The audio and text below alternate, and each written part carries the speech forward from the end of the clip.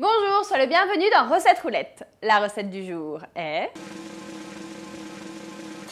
quiche au poireau et au saumon frais. Pour 6 personnes, il nous faut une pâte brisée, un gros pavé de saumon, 2 gros poireaux, 20 centilitres de crème fraîche, 3 œufs, 5 cuillères à soupe de lait, 1 cuillère à soupe de moutarde, 1 cuillère à soupe d'huile, persil plat, du beurre, du sel et du poivre.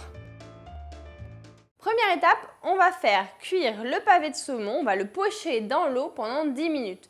Ce qu'on peut faire, c'est qu'on peut ajouter dans l'eau quelques herbes pour la parfumer. Pendant que le saumon poche, on va s'occuper des poireaux. Donc, souviens-toi, pour nettoyer correctement un blanc de poireau, simplement on enlève déjà les feuilles qui sont abîmées sur le tour et ensuite on incise la partie haute pour pouvoir bien rincer sous l'eau. J'émince les poireaux et ensuite je vais les mettre à suite dans une poêle avec une cuillère à soupe d'eau.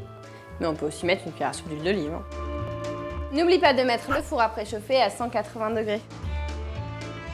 J'ai égoutter le saumon, il est cuit. On va pouvoir le détacher en petits morceaux et préparer la migaine. La migaine, c'est le mélange d'œufs et de crème que l'on va mettre sur la quiche. Pour la migaine, on va mélanger les œufs avec la moutarde, le lait, la crème, du sel et du poivre.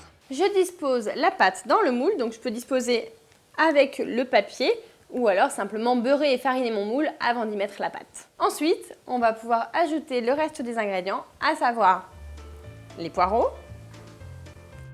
le saumon. Je n'oublie pas de saupoudrer d'un peu de persil haché avant d'ajouter ma migaine. Tu peux, entre nous, conserver un tout petit peu de poireaux à côté, l'équivalent d'une cuillère à soupe, pour décorer ta tarte après, si tu le souhaites. C'est parti pour 35 minutes de cuisson.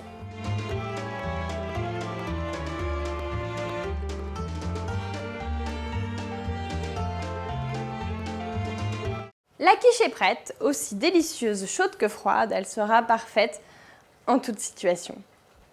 Et puisque tu adores les quiches comme moi, je te propose de réaliser la quiche Lorraine. Ça c'est un incontournable et elle est tellement bonne. Et puis si tu veux une touche d'originalité, tu peux toujours faire la quiche tatin. Tatin. Je te donne rendez-vous demain à 11 h pour une nouvelle recette. Et pour ne pas en rater une miette, n'oublie pas de t'abonner à la chaîne Marmiton. Éventuellement quelques herbes, donc par exemple quelques petites herbes, c'était nul.